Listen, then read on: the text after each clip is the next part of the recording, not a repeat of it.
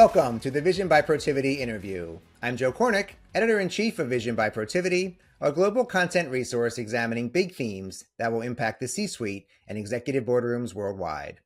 Today, we're exploring the future of customer experience, and we're thrilled to be joined by Mauro Porcini, President and Chief Design Officer at Samsung, where he oversees a global team of 1,500 designers. Mauro hosts the In Your Shoes with Mauro Porcini podcast and has been a presenter and judge on the TV show New York by Design and America by Design, airing on CBS and Amazon Prime. His most recent book is The Human Side of Innovation, The Power of People in Love with People, published in 2022. Prior to joining Samsung, Mauro was Chief Design Officer at PepsiCo and 3M. Today, Mauro will be speaking with my Protiviti colleague, Managing Director Alex Weishaupl. Alex, I'll turn it over to you to begin. Thanks, Joe. And hi, Mauro. Thank you so much for being here today. It's really a pleasure. Thanks for having me. Absolutely. So one of the things that digital in particular, I think, has done over kind of the last decade or two has really absolutely proliferated the number of touch points and surfaces people interact with regularly. So I'm going to start with a softball question. As people interact with brands across an increasing number of touch points, how are you seeing the role of brand identity, user experience, and ultimately product innovation evolving? Or maybe more specifically, what is the role that you're seeing that design plays in that emerging future? Well, very interesting question in this specific moment in time. Is more important than ever. The role of design today is more important than ever for a variety of different reasons. First of all, the way we build brands today is so different than just 10, 20 years ago. You mentioned it earlier. We're moving from a world where brands were communicating top-down, one direction, with specific messages to people that were passively receiving those information, to a world where instead there is a dialogue. And so these brands are moving from being actors of the conversation most of the times to becoming just topic of a conversation happening amongst people. Because of this, they're also moving from the ability to buy the right to talk to people to the need of earning the right to be talked about. So from buying, the more money you have, the more presence you can buy in the media, to earning. You don't even need, huge amounts of money, big budgets to be relevant in the conversation amongst people. You need meaningful content. So this is changing the way you interact with people. And therefore, first of all, the way you build experiences, and design has a very, very important role in this, needs to change because it's becoming more and more relevant. For instance, you go to a store, and in the past, you were just going there for a financial transaction to acquire, to buy a product, a brand, a service. Today, you can build those brands in those stores. People, if they're excited about what happened, the experience they're living, they can take out their cell phones, take a picture, take a video, share it with the rest of the world, become your ambassadors. It's user-generated content. In a world where communication moves at the speed of light in social media, you need to be very impactful in delivering the message. And we study in semantic that the message itself is not enough to define the meaning of your communication or what you're trying to say with your products and your brands. There is another element that is called the code in semantic, that is the visual element, that is super important. So you're scrolling your images and the different brands and products and services in your digital platforms. If you have the right aesthetic, if you have the right identity, the right visual language, you're going to grab the attention of these people. You're going to be impactful. You're going to be meaningful. If you don't, even if you have the right message, the right proposition, the right service, you're going to be neglected by people. And then last but not least, you need to keep innovating. The world is moving at the speed of light, so you need to keep creating something meaningful for these people. And so the strongest competitive advantage you can build for your company, I say the only because it should be the primary competitive advantage, is human-centricity. Care, love for people. I call these innovators, the real innovators, people in love with people. That's the driver of everything else. Everything else follows that kind of drive, and it's not something you create through a project. It's something you need to drive through the entire culture of the organization. Design is a community that embody that idea of caring for people, love for people. This is what they teach you at school, to care for people. In business school, they teach you to grow a business, a brand. And you can be an amazing business leader if you are able to grow the business and the brand. In design school, they teach you to care. And then they tell you, by the way, you also need to make money for your company, So you need to understand other variables, the three lenses of design thinking, the business world, the technology manufacturing world, on top of the first world that is the world of people. Today, we need a kind of culture in these companies. It's design culture, but it's a culture of human centricity that needs to be spread to every single function, vertically from the CEO to the entry-level employee, and transversally across every capability of the company. And it's funny. I recently returned to your book, The Human Side of Innovation, and your that notion of people in love with people, or that I'd say my read of the theme was almost impactful innovation really comes from people who care deeply, who design with human needs at the forefront. How do you get or help an organization's culture and values align better with a brand's external customer promise, and as part of that, maybe specifically, what kind of challenges have you seen where there's a disconnect between the two, where that obsession just isn't fully there? Yeah, look, I think it depends on the industry. In some industries, this is pretty obvious. This alignment is there to see. As an example, in the fashion industry, you see the employees of fashion luxury brands embodying exactly what the consumers, the customer are looking for. You see that also in sport. If you work in Nike, in Adidas, even in products that are not related, belonging to the apparel world, like in PepsiCo, the Gatorade brand, that is a brand really focused on the world of sport and the kind of customer. In those kind of world, the people working in those companies reflect the values, the behaviors, even the look and feel of those customers and consumers. In many other industries, they don't, and they don't need to, but they need something very important. And this is true for both industries. They need to care. They need to care for real. Once again, we call it human centricity, people in love with people. What does it mean? Look at the customers in front of you as you will look at your daughter or son, your children, your parents, your friends, people you care about. If you do that, the first thing you try to do is to put yourself in their shoes. We call it empathy, right? I mean, from the Greek, empathos. You put yourself inside the pathos, the soul of these people. So it starts with this care and that ability to really understand deeply what drives these individuals. So you need to build that kind of culture inside the organization.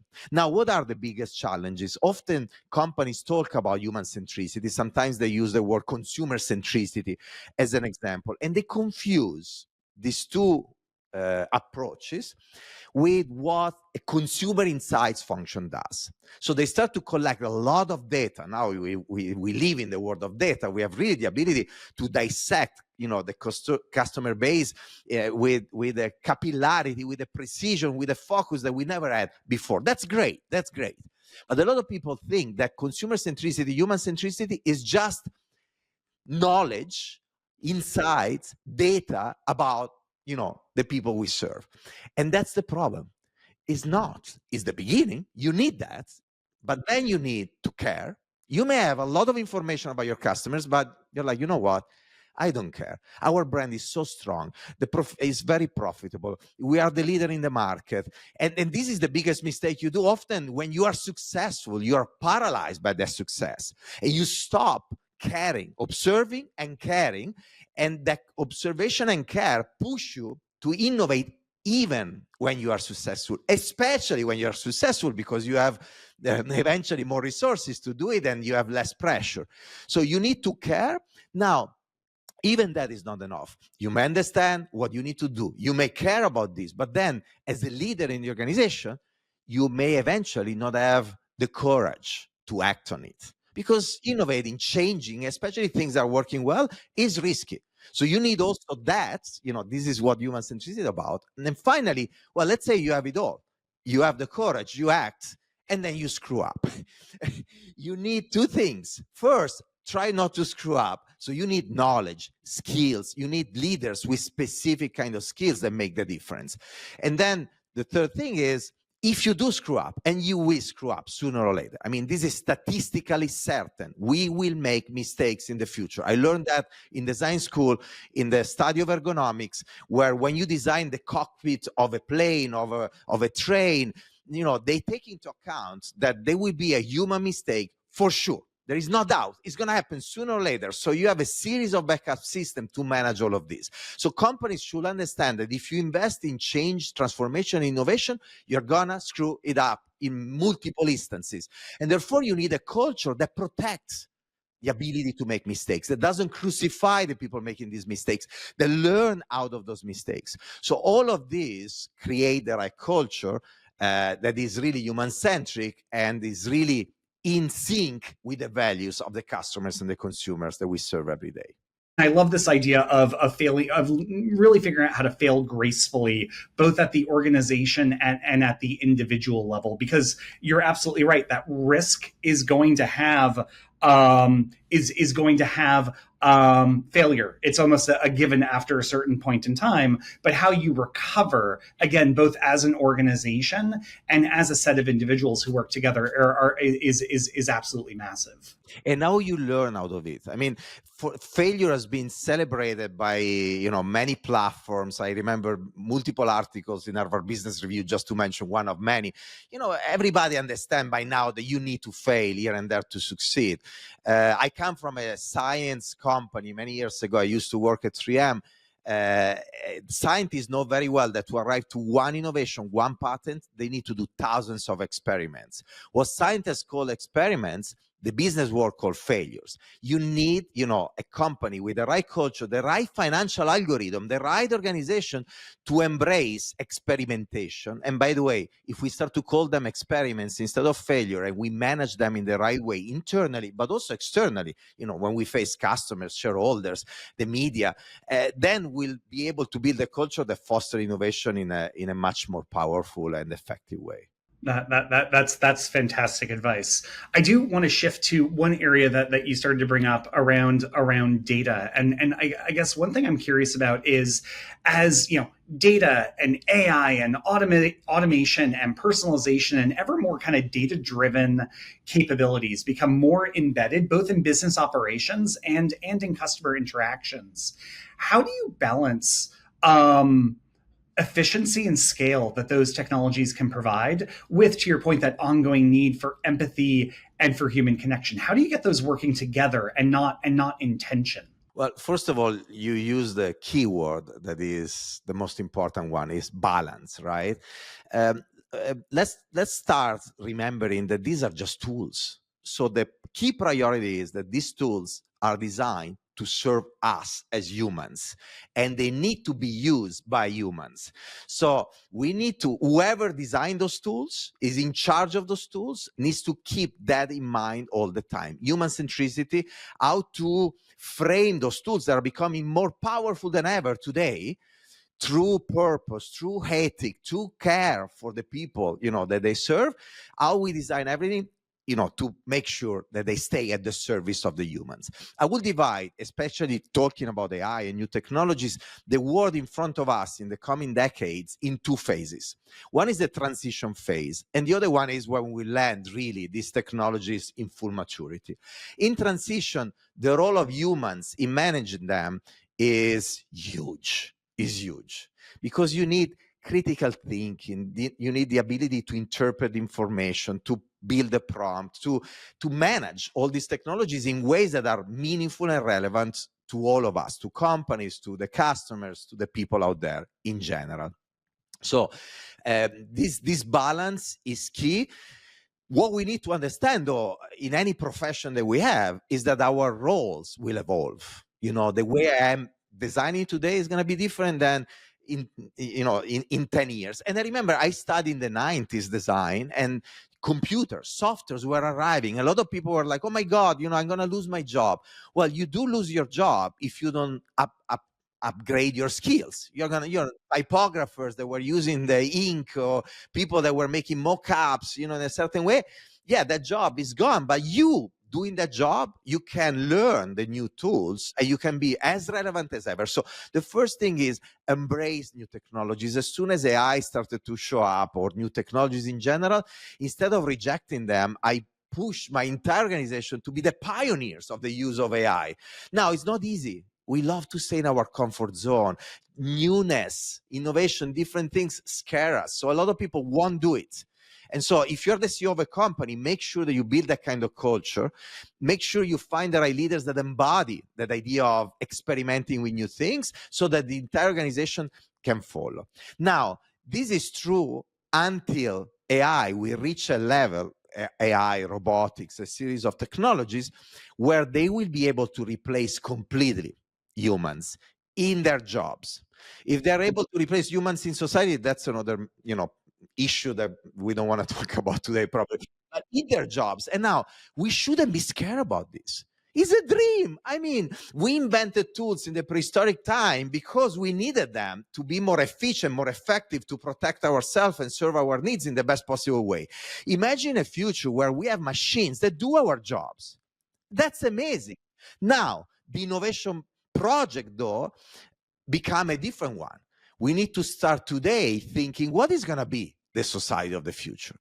If we're going to lose many, many, many jobs around the world, and people will be free to invest their time in something even more meaningful to them, something that drives their happiness. At the end of my book, I talk about 3 dimensions that drive happiness. One is investing in yourself, who you are, your identity. For sure, your job is important. What can you do beyond your job to define yourself? So if you lose your job, you don't lose yourself. Second is investing in people close to you, your family, your loved ones, your close community, including, by the way, at work, your close colleagues.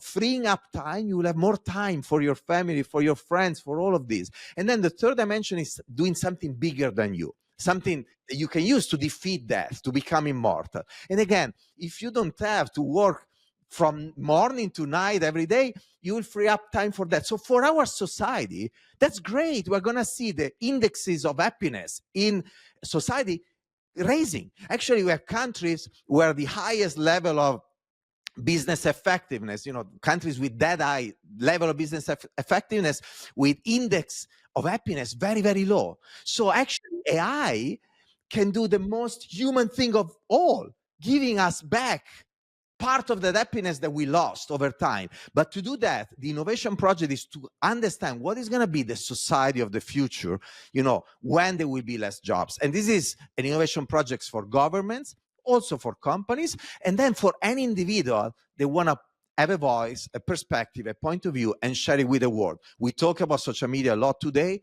We have a platform. Anybody has a platform. So let's start to think collectively how to redesign a society where machines will be at our service and they will drive happiness. I look forward very much to that future.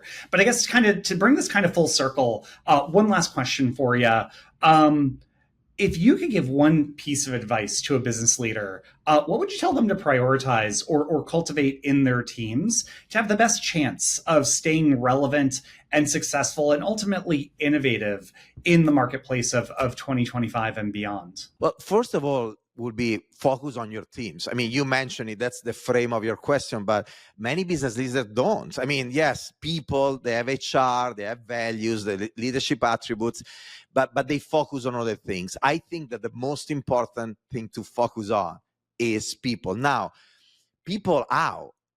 Not just the technical and our skills, but the soft skills today are more important than ever. In a world where it's so difficult to be competitive, where you need extreme efficiency and effectiveness, you need to really understand in depth what are the characteristics of these individuals so that you can nurture them in the best possible way. In my book, I talk about 24 different characteristics. We don't have the time today to go through all of them, but I will mention a few.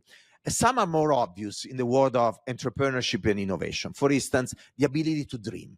We're all born with that ability. As kids, we dream, we fantasize. And then society tell us at a certain point that dreaming is not okay. It's childish, actually. But you keep dreaming. You go to school, you get out of school, you go to these companies, and you think that you can change the company, you can change the brand, you can change the industry, until sooner or later, a manager or multiple managers come to you and tell you, stop. That's so naive. Actually, it's even arrogant. Why do you think you can change anything? Nobody was able to do it before. So we start to think that dreaming is wrong, that it's childish and naive. Very few people maintain and preserve that ability to dream. They are the real innovators. Now, dreaming is not enough. You need to dream, but you need in parallel to be able to execute, to make things happen. And you need to do it fast. So these three dimensions, dreaming, acting, and doing it fast by prototyping, failing, learning, prototyping again, is not that common in organizations for a variety of different reasons that I'm sure the people listening to us today are very familiar with. But again, when you talk about innovation, entrepreneurship, these are values that are pretty much obvious. There are others that people don't talk too much about. Kindness, optimism, curiosity. These three in particular are being really, really important in my professional journey. The curiosity that pushes to learn, to see any interaction as a potential opportunity to grow. Curious people love to read, to travel, to interact with people, to interact especially with strangers, actually to interact especially with people that are different from them. Curious people love diversity by definition, because they know that in diverse people, in people different from them, because they have different political views, different colors of skin, different religious view. In that difference, there is the precious gift of knowledge. There is a perspective that is different than yours.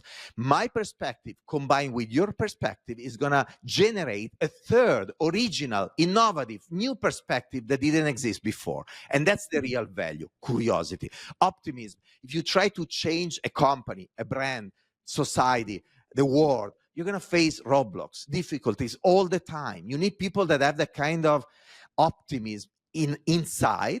But then you can also amplify that. When you are in a very difficult moment, look back and enjoy and celebrate and appreciate the progress, everything you came from, even the mistakes, because you learn so much out of that. That will give you also the awareness that that difficult moment you are in actually is going to be a moment of growth. You're going to learn out of it, and you're going to project yourself towards the future. Now, the second thing you need to do, you need to have the dream, because that dream will give you the excitement to go on and the resilience to overcome all kinds of roadblocks. And finally, kindness. We're told often the opposite. Kindness is a weakness. You need to be tough and mean, a little bit of a jerk, to succeed.